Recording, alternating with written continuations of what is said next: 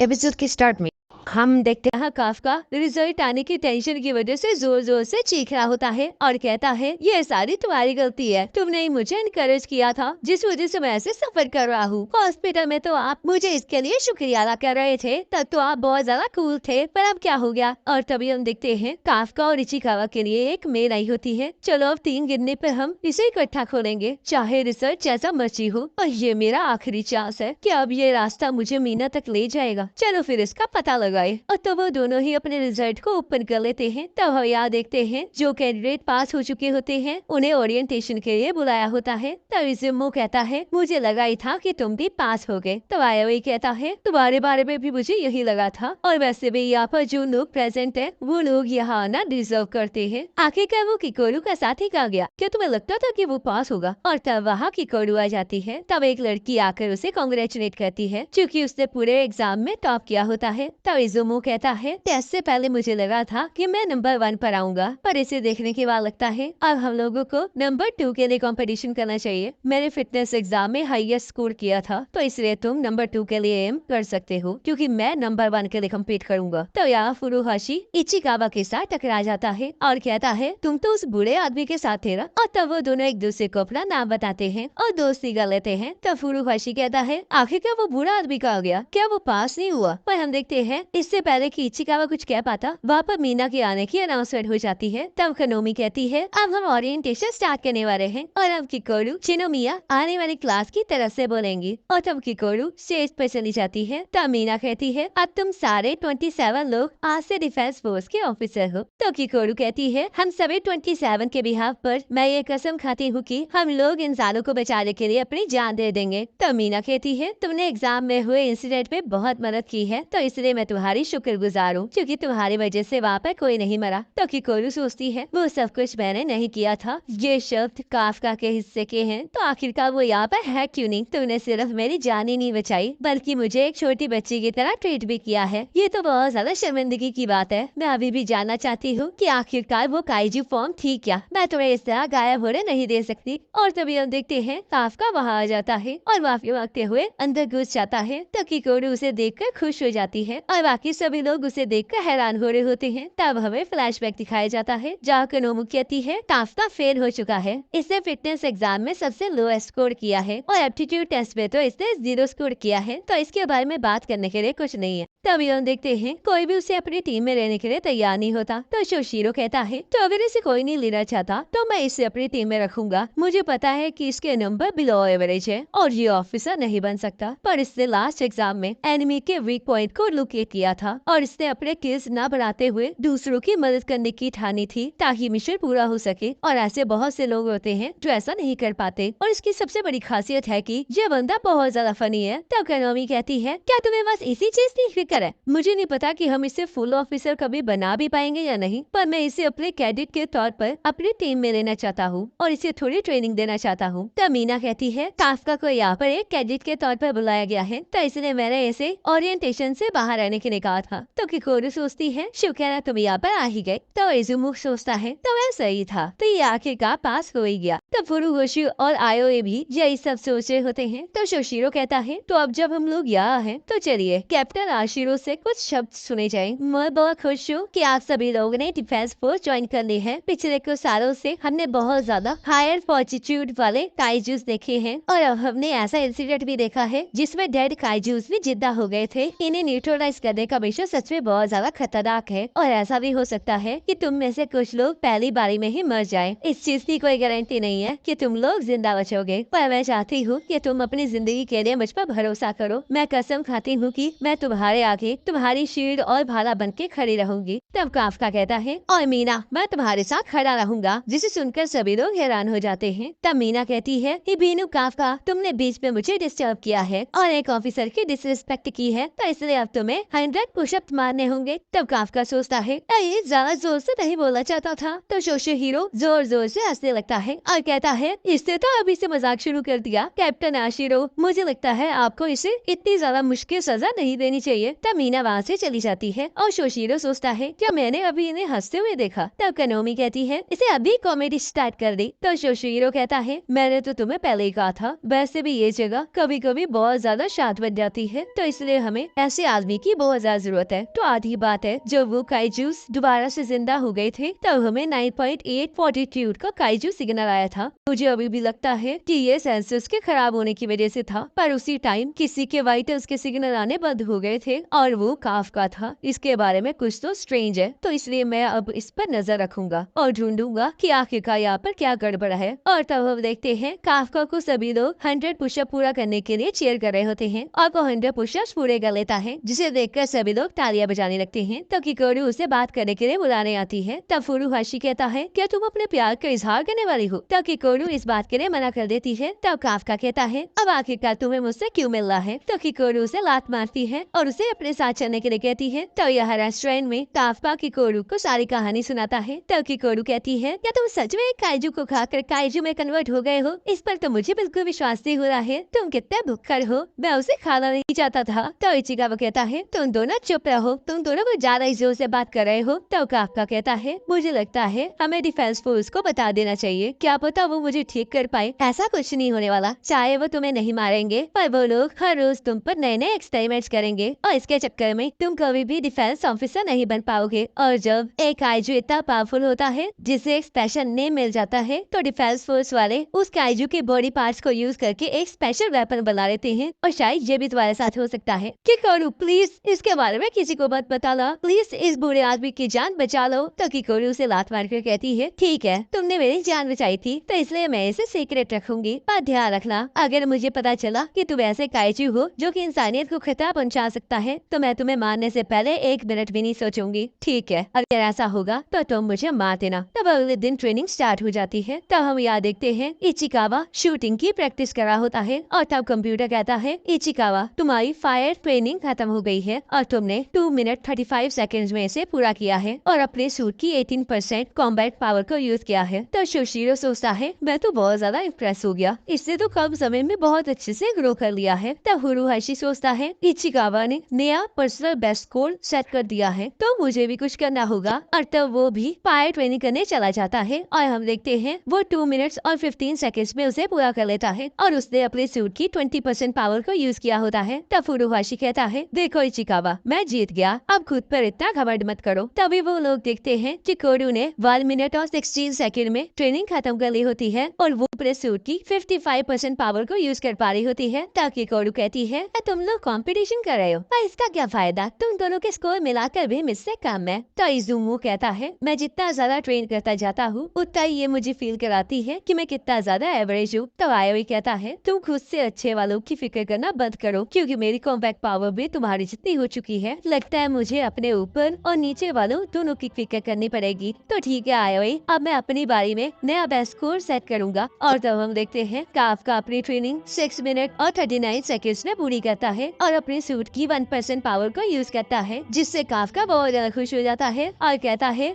तुमने देखा कि कोरू मैं आखिरकार 0 से 1 पर आ ही गया, आखिरकार तुम इतना खुश की हो रहे हो, तुमने तो अब तक सिर्फ 1% पावर अनलीश की है और मैं तो 55 कर पा रही हूँ। तो शोशीरो कहता है काफका अगर तुम इसी तरह आगे बढ़ते रहे तो तुम कभी भी ऑफिसर नहीं बन पाओगे और तुम्हें 3 महीने में यहाँ से बाहर निकाल दिया जाएगा। तो चलो अब सभी लोग पैरामीटर के 10 राउंड लगाएंगे, जिसे सुनकर सभी लोग शॉक हो जाते हैं। तो शोशीरो कहता है तो तुम्हें इससे प्रॉब्लम है, तो चलो फिर 15 लगाओ। तब कनोमी कहती है नए रिक्रूट्स तो आते ही कंपटीशन में लग गए हैं, ये तो बहुत अच्छी बात है क्योंकि चाहे मैं यहाँ पर हूँ या ना हूँ पर ये लोग एक दूसरे के साथ कम्पीट करके एक दूसरे को अच्छा जरूर बनाएंगे। और तब वो लोग ट्रेनिंग के बाद नहाने चले जाते हैं जहाँ फुरुहाशी अपनी बॉडी को इचिकावा के साथ कंपेयर करा होता है। तो इचिकावा कहता है आखिरकार तुम ये क्या कर रहे हो, हम दोनों की बॉडी सेम है और हमारे फिटनेस स्कोर भी सेम ही थे। तब फुरुहाशी कहता है जरा ये बाइसेप देखो, ये कितने कमाल के हैं। तब काफका कहता है चुप करो बेवकूफ बच्चों, जरा एक हार्ड वर्किंग ग्रोइंग मैन के मसल्स को देखो। तब फुरुहाशी कहता है तुमने तो सच में बहुत अच्छी बॉडी बना रखी है। पर तभी काफका सांस को छोड़ देता है जिससे उसका पेट फूल जाता है। तब फुरुहाशी हंसते हुए कहता है इस पेट टायर से तो तुम कभी भी डिफेंस फोर्स में नहीं जा पाओगे, चिंता मत करो, जब तुम भी 28 के हो जाओगे तब तुम्हें भी ऐसा होगा। इस पेट को छोड़ो, आओ चलो मैं तुम्हें आर्म रेसलिंग में चैलेंज करता हूँ। और तभी वहाँ पर आयोई आ जाता है और कहता है आखिरकार यहाँ पर इतना शोर क्यों है। और तब वो तीनों आयोई की बॉडी को देखकर शॉक हो जाते हैं और पानी के अंदर डुबकी मार देते हैं। तो आयोई कहता है आखिरकार हुआ क्या है। तो इज़ुमो जोर जोर से हंसने लगता है। तो काफका सोचता है बहुत टाइम हो चुका है मुझे इस तरह मजे किए हुए, ये तो सच में बहुत मजेदार है। तो यहाँ किकोरू और उसके साथी भी नहाने चले जाते हैं, जहाँ वो लोग कैप्टन आशिरो से मिलते हैं। तो मीना कहती है तुम लोग अंदर आ सकते हो क्योंकि मैं बाहर जाने ही वाली हूँ। तो क्या तुम अब ठीक हो किकोरू। तो किकोरू कहती है मैम मैं बिल्कुल ठीक हूँ।